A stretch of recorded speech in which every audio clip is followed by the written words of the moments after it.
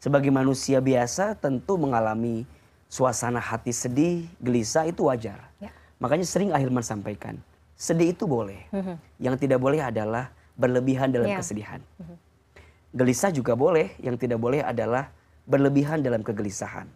Galau juga boleh, yang tidak boleh adalah berlebihan dalam kegelisahan. Kenapa?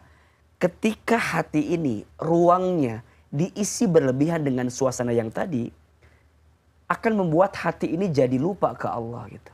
Hati ini nggak bisa menemukan kebaikan yang Allah titipkan di balik rasa sedih, rasa galau yang kita rasakan. Maka pentingnya kita belajar untuk lebih dekat ke Allah. Belajar untuk selalu ingat kepada Allah dan belajar untuk selalu tambah yakin kepada Allah.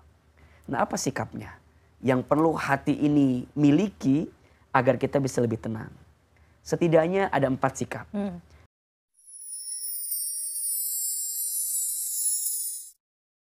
Ya, kita tahu lah ya, hidup itu kan memang hakikatnya setelah ngaji sama Ustadz Hilman kan hidup memang pada hakikatnya adalah ujian. Senang, sedih, ya bergantilah gitu.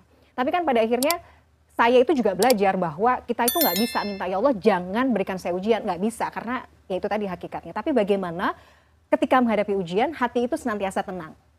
Nah, tapi permasalahannya Hilman, bagaimana sih sebenarnya menjaga supaya hati itu tetap konsisten, tetap istiqomah menghadapi semua ujian, baik suka maupun duka ini dalam keadaan tenang. Tafadhol. Baik, bismillahirrahmanirrahim.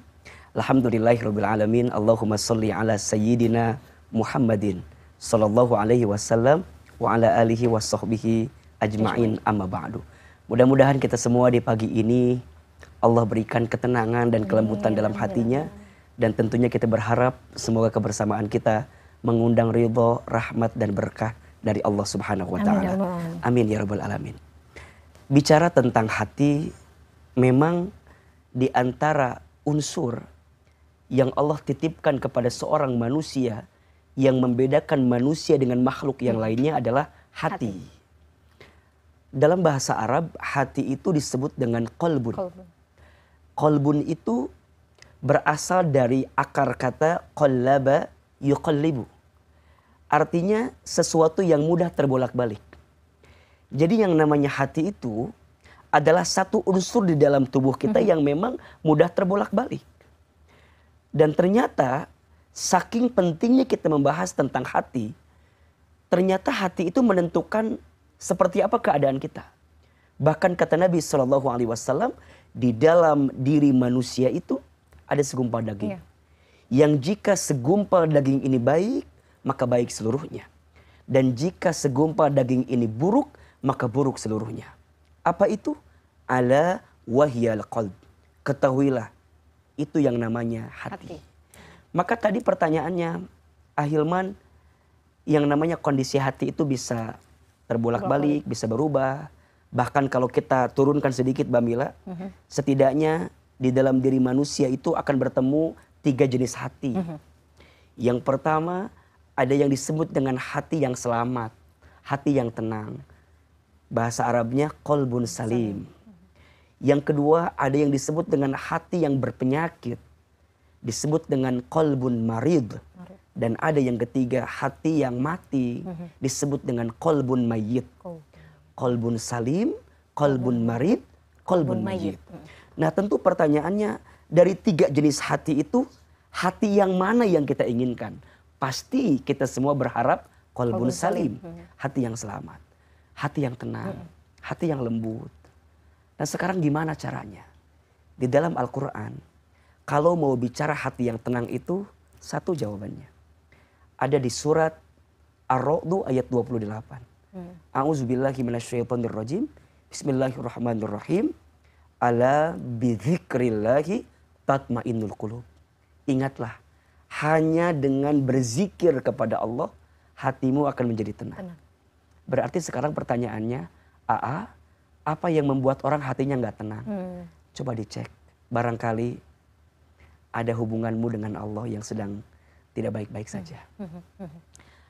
Mungkin hatimu yang tidak yakin ke Allah.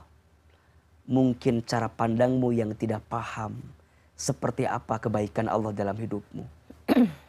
Mungkin cara sikapmu yang belum sesuai dengan ketentuan dan kehendaknya Allah. Intinya adalah karena jauh dari Allah, membuatmu tidak menemukan ketenangan dalam hati. Karena rumus ketenangan hati itu adalah saat engkau makin ingat dengan Allah. Bizikrillah tatmainnul qulub. Jadi kuncinya itu sudah jelas ya. Sudah jelas. Di Al-Quran pun kalau mau tenang, ya udah dekat dengan Allah, Dekat dengan ingat Allah. dengan Allah. Ingat dengan Allah. Oke. Jadi kalau misalnya nanti kita menghadapi situasi kecemasan, gelisah gitu. Tapi kan untuk kemudian misalnya ya, dalam kondisi kita mungkin ya itu tadi sudah jauh dari Allah begitu ya. Fasenya ini kita memulainya kan dalam kondisi kita jauh. Oke. Langsung kita mungkin dihadapkan dengan situasi yang nggak menyenangkan gitu ya. Menggerakkan hati itu kan juga perlu effort ya. Betul. Untuk betul. untuk dekat lagi Betul. sama Allah itu kan juga butuh effort ya. Betul. Saya ingin coba bertanya kepada Mbak Mila Oke. ya, dan juga pemirsa. Ini sekaligus survei. Oke, sampai. Aduh, Kira-kira agak sikap ngeri-ngeri kita, sedap ini. iya, kita tuh sikapnya udah diletakkan pada yang Allah inginkan atau Iya, tidak. iya. Misal, kalau Mbak Mila punya masalah, kira-kira pikiran kita lebih banyak dihabiskan mikirin Allahnya atau mikirin masalahnya? Ini sejujurnya honestly pasti kita akan lebih fokus mikirin masalahnya. Setuju ya? Setuju. Let's say misalnya pemirsa, ditakdirkan oleh Allah ada orang yang menyakiti kita. Yang kita pikirin Allahnya atau orang yang menyakiti kitanya. Aduh, kadang-kadang kita habiskan untuk mikirin orang yang nyakitin Pasti kita banyak lebih mikir orang yang nyakitin kita. Nah, pada sisi ini aja udah salah Udah letaknya salah, gitu. Oke. Memulainya aja udah salah Iya. gitu ya. Meresponnya aja udah salah gitu ya. Coba kalau misalnya izin, kalau kita punya masalah, oke lah kita nggak bisa pungkiri, pasti yang namanya masalah kepikiran dong. Tapi boleh nggak kita geser gitu loh? Nah, gitu ya. Paradigmanya jangan ke masalah gitu. Porsinya banyakin ke Allah. Ke Allah. Nah, kalau Allah yang dipikirkan dari masalah yang kita hadapi, kita tuh akan selalu menemukan cara pandang yang lebih positif dengan hidup. Ya. Ya. Contoh, kita ditimpa dengan musibah. Kalau mikirin musibahnya capek kan? Banget. Kita akan berpikir, kok saya dapat musibah begini? Salah saya apa? Gitu kan? Nah, itu wajar. Iya, betul. Kok dunia seakan gak adil ya sama saya? Gitu. Itu kan ucapan-ucapan yang sering terlontar. Iya, betul. Ya, di tengah-tengah kita. Coba sekarang kita geser gitu loh. Mikirnya ke Allah. Misal, ya Allah, hamba tertimpa musibah seberat ini. Tapi hamba yakin ya Allah, tidak ada satu musibah pun yang terjadi dalam diri hamba illa biiznillah, kecuali ini atas izin Allah. Surat At-Taghabun ayat 11. Coba kalau mikirnya gitu, kita akan jauh lebih lapang gitu loh. Betul. Iya gak sih? Karena Allah gak mungkin gak baik sama hambanya. Allah gak mungkin menyakiti hambanya. Di balik sesuatu yang menyakitkan pun kita percaya, pasti setelah ini ada kebaikan yang Allah titipkan untuk kita. Nah, fase itu kan memang butuh waktu Butuh gitu. waktu dan berat juga ya. Dan memang berat. Untuk bisa di level yang kita terima gitu Betul. ya. Kita yakin bahwa Allah itu nggak mungkin zolim sama kita. Itu Betul, kan, betul. Iya. Maka saat ditanya apa khasiat dan cara hati orang tenang itu ya ingat ke Allah. Baik. Nah, salah satu ingat ke Allah itu adalah dengan sikap-sikap yang bisa kita hadirkan. Nah, gimana caranya? Sebelum kita bicara tentang sikap-sikap apa yang perlu dihadirkan, kita perlu juga mengakui dan memahami yang namanya gelisah, sedih, itu sesuatu yang lumrah saja gitu ya. Sebagai manusia biasa tentu mengalami suasana hati sedih, gelisah itu wajar. Ya. Makanya sering Ahilman sampaikan, sedih itu boleh. Yang tidak boleh adalah berlebihan dalam Ya. kesedihan. Gelisah juga boleh, yang tidak boleh adalah berlebihan dalam kegelisahan. Galau juga boleh, yang tidak boleh adalah berlebihan dalam kegelisahan. Kenapa? Ketika hati ini ruangnya diisi berlebihan dengan suasana yang tadi, akan membuat hati ini jadi lupa ke Allah gitu. Hati ini nggak bisa menemukan kebaikan yang Allah titipkan di balik rasa sedih, rasa galau yang kita rasakan. Maka pentingnya kita belajar untuk lebih dekat ke Allah. Belajar untuk selalu ingat kepada Allah dan belajar untuk selalu tambah yakin kepada Allah. Nah, apa sikapnya yang perlu hati ini miliki agar kita bisa lebih tenang? Setidaknya ada 4 sikap. 4 ini saya buat dalam singkatan yang lebih pendek lah. Ya, supaya mudah diingat ya. Supaya mudah diingat. Jadi sikapnya ada 4. RISS. RISS. Oke. Oke ya? Ya. RISS. SS. Yang pertama sikapnya adalah R, ridho. Ridho. Oke. Jadi atas semua apapun yang terjadi dalam hidup kita belajar ridho. Belajar nerima.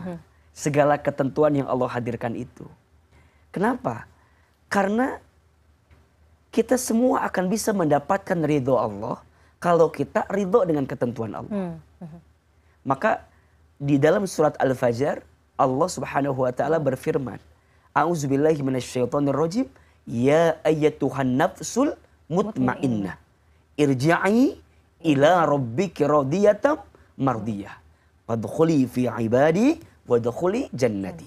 Perhatikan, ya ayyatuhan nafsul mutmainnah, duhai hamba-hambaku yang berjiwa tenang. Itu yang disapa, yang dipanggil adalah hamba yang berjiwa tenang. Apa balasan dari Allah bagi seorang hamba yang jiwanya tenang itu? Irja'i ila rabbiki radiyatan mardiyah. Kembalilah kepadaku, kepada Tuhanmu.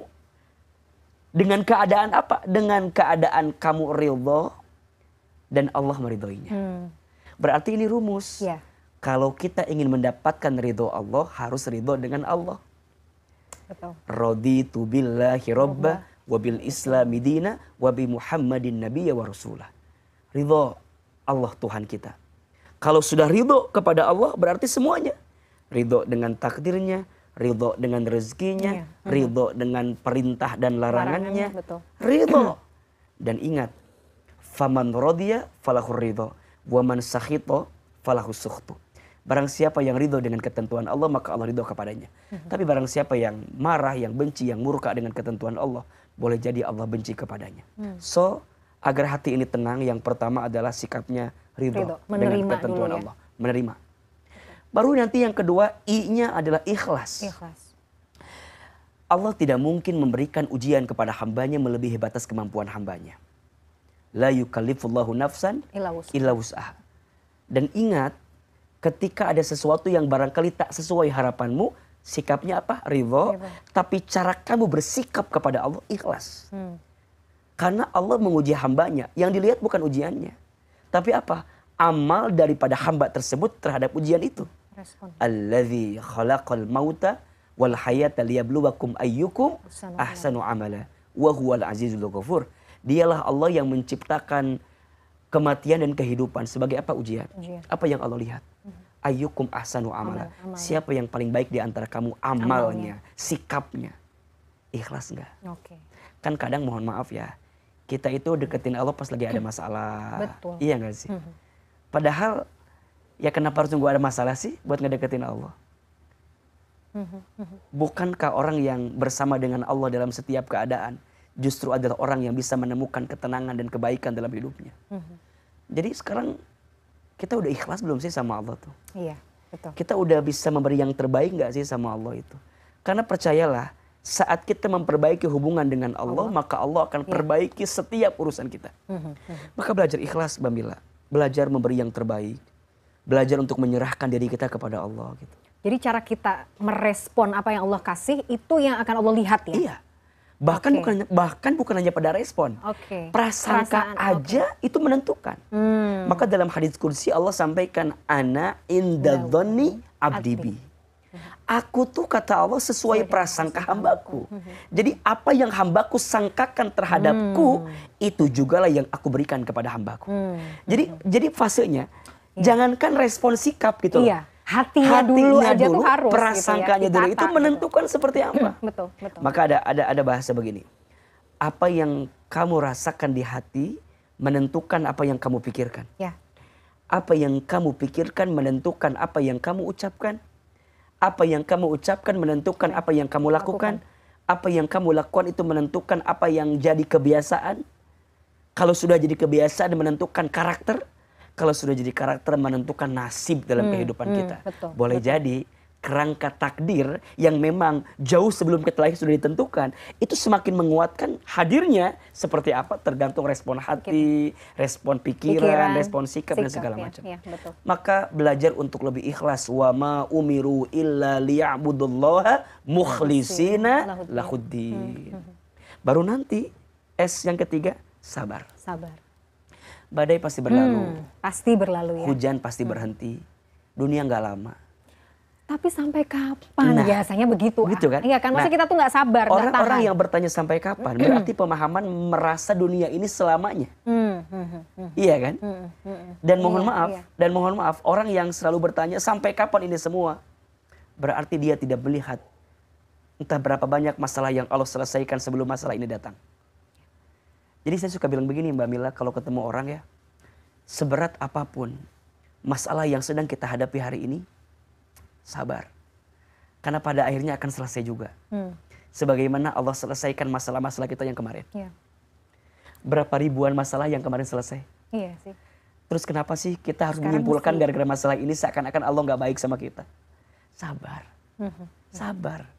Makanya di dalam Al-Quran Allah berkali-kali ingetin kita tentang sabar. Sabar. Ya ayyuhalladzina amanu sta'inu bis-sabri was-shalah innallaha ma'as sabirin. Sesungguhnya Allah bersama dengan orang sabar. Sabar.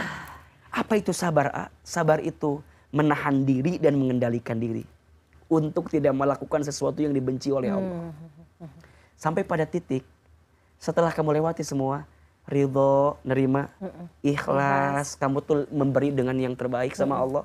Sabar, kamu menahan diri agar Iya, tidak melenceng dari nahan, aturan iya, betul, Allah. betul. Sampai nanti puncaknya kau bisa menemukan es yang keempat. Syukur. Syukur. Masya Allah. Sampai pada titik kita bilang begini, ya Allah, makasih ya untuk semua cerita yang engkau Masya titipkan Allah. kepadaku. Kalau dulu gitu ya, Iya. kalau dulu engkau nggak nitipin skenario itu, mungkin sekarang aku nggak bisa ngambil pelajaran ini gitu. Maka dalam hidup, kadang sekarang kita bilang, ya Allah kenapa begini? Nanti kita akan bilang, ya Allah untung dulu begitu. Begitu. Masya Allah. Bukankah semua kejadian yang kita lewati kemarin selesai juga? Dan hari ini entah berapa hikmah yang Allah titipkan kepada kita. Karena kejadian di masa lalu dalam kehidupan kita. Masya Allah, betul sekali. Jadi RISS. RISS ya Ahilman ya. Ridho, ikhlas, sabar, dan syukur. Masya Allah. Itu aja kuncinya sebenarnya. Jujur. Tapi ya itu tadi ya, butuh effort, butuh perjuangan juga. Tapi bukan berarti tidak mungkin. Iya, Ya, tadi iya. kita sudah mendapatkan gambaran sedikit bagaimana kita harus bersikap dalam kondisi mungkin situasi hati yang lagi galau. Iya. Tapi biasanya Ahilman kalau kita tuh menghadapi situasi-situasi seperti ini kan ada saja ya kita itu mungkin galaunya tadi berlebihan atau mungkin stres, burnout, macem-macem gitu ya. Terus misalnya kita curhat sama orang, itu sih karena kurang iman gitu. Tapi kan kadang-kadang itu bukan hal yang apa ya, yang enak untuk didengar ya, Iya, bagi iya. orang yang sedang merasakan hati yang nggak enak ini gitu. Tapi apakah statement itu sepenuhnya bisa dibenarkan? Seperti apa? Iya, sebenarnya kalau mau lebih keras ya banyak, bukan hanya kurang iman ya, Iya. kurang tobat, Iya. ya, banyak dosa Iya, gitu kan, kurang syukur, macam-macam deh banyak gitu ya. gitu kan. Tapi ya apapun itu yang terjadi, kita harus memahami bahwa tidak ada satu musibah pun yang terjadi dalam hidup kita kecuali disebabkan oleh ulah tangan Iya. perbuatan kita. Wa ma asobakum mim musibatin fabima kasabat aydikum wa ya'fu an katsir. Surat Asy-Syura ayat 30. Dan tidak ada satu musibah pun yang menimpa diri kamu sekalian kecuali disebabkan ulah tangan kamu sekalian. Wa ya'fu an katsir. Dan Allah sedang memaafkan lebih banyak kesalahanmu. Berarti sekarang memang cara pandang kita memahami ujian, memahami musibah itu harus lebih besar gitu. Saat Allah mengujimu, bukan berarti Allah membencimu. Justru karena Allah mencintaimu. Maka Allah titipkan ujian sebagai pesan cinta kepadamu. Allah sedang memelukmu, Allah sedang membelai kepalamu gitu. Allah sedang ingin membersamai hidupmu. Barangkali selama ini kita jauh dari Allah. Iya, iya. Maka Allah titipkan ujian itu. Dan ya tidak ada persoalan ketika kita dibilang kurang iman, ya iya gitu. Justru pertanyaannya adalah kalau kita merasa kurang iman terus harus gimana Harus gitu. gimana, iya. Berarti kan tingkatin imannya, tambahin imannya, deketin Allahnya, lebih taat kepada Allah, lebih yakin ke Allah gitu. Nah, sampai pada titik kita tuh merasa bahwa ya udah semua akan baik-baik aja karena bersama dengan Allah. Jadi yang membuat orang itu jadi tambah rapuh karena dia tidak menjalaninya bersama Iya, Allah. betul. Jadi dia mengharapkan apa ya? Menyandarkan semuanya bukan kepada Allah Iya. ya. Bahkan mungkin pada diri sendiri. Dari sendiri. Gitu. Nah itu Iya. itu yang bikin Iya, jadi semakin rapuh. Betul. bersandar ke makhluk salah. Kita juga makhluk kan? Iya, iya. Karena ada istilah udah jangan berharap kepada manusia. Kan kita juga manusia gitu. Berarti berharap ke orang lain juga salah. Berharap ke kita sepenuhnya juga salah. Nah, kita ini kuat, kita ini hebat karena Allah bersama dengan kita. Nah, sekarang gimana cara mengundang Allah itu untuk hadir bersama dengan kita? Nah, itu poinnya. Maka sekarang keadaan sulitmu memang membuatmu ada di bawah. Tapi bukannya saat kamu di bawah, kamu lebih banyak waktu untuk bersujud dan meminta kebaikan kepada Allah Subhanahu wa taala. Betul, betul. So ini yang menjadi penting. Yang penting dari musibah itu bukan musibahnya Mbak Mila. Iya. Tapi yang paling penting adalah hikmahnya. Dari musibah itu tambah membuatmu dekat sama Allah atau tidak. Enggak, iya. Bahkan mohon maaf, kalau kita mau lebih besarkan gitu. Jadi apapun yang ada di dunia ini semuanya adalah ujian. Ujian. Kaya, miskin, sehat, sakit, lapang, sempit. Itu ujian. Nah, ujian itu nanti jadi dua tuh. Akan jadi nikmat. Oke. Kalau dengan ujian membuat kita tambah dekat dan taat ke Allah. Dikasih kaya, tambah dekat ke Allah, nikmat.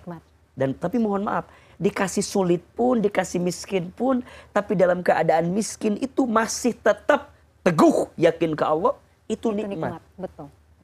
Bukankah Bilal bin Rabah itu diuji dengan kemiskinannya? Ya. Tapi bukankah beliau mendapatkan kenikmatan dari rasa miskin hamba sahaya yang dia dapatkan? Kenapa dia nikmat? Karena dia masih bisa mengatakan ahad, ahad, Allah, Allah, Allah. Dan itu yang membuat dia disebutkan orangnya masih hidup, tapi sendal jepitnya sudah sampai di surga. Maka mohon izin, dikayakan belum tentu dimuliakan, dimiskinkan belum tentu dihinakan. Karena semuanya adalah ujian, akan jadi nikmat kalau tambah dekat ke Allah. Begitu sebaliknya. Kalau ujian itu membuatmu jauh dari Allah, itulah musibah yang sebenarnya. Dikasih kaya, tapi malah jauh dari Allah, gelisah nggak? Gelisah. Karena merasa dunia itu kayak nggak ada habisnya. Dikejar-kejar dunia. Gitu. Gelisah. Tapi juga nggak bisa bilang gini, kaya tidak menjamin kebahagiaan. Apalagi miskin. Tapi dalam konteks ketika jauh dari Allah. Kaya kalau jauh dari Allah gelisah. Betul. Ya apalagi susah jauh dari Allah tambah susah. Lagi gitu ya. Jadi indikatornya bukan itu. Indikatornya adalah semua adalah jalan yang membuatmu bisa makin dekat dengan Allah. Berarti pertanyaannya begini. Yang ngasih tenang itu siapa? Allah. Bukan harta yang banyak. Bukan. Yang ngasih tenang itu siapa? Allah. Bukan pangkat jabatan yang tinggi. Jadi kalau sekarang ada orang dikasih pangkat, dikasih jabatan, tapi nggak tambah dekat ke Allah, itu yang bikin dia tidak mendapatkan kebaikan. Betul. Rumah tangga. Tujuannya dekat ke Allah. Kalau dengan adanya pasangan, tidak membuat kita dekat ke Allah, itu maka mohon maaf, biasanya jadi musibah. Seseorang itu akan diuji dari sesuatu yang paling dia cintai dan paling dekat dalam hidupnya. Selama tidak membuat dia dekat ke Allah.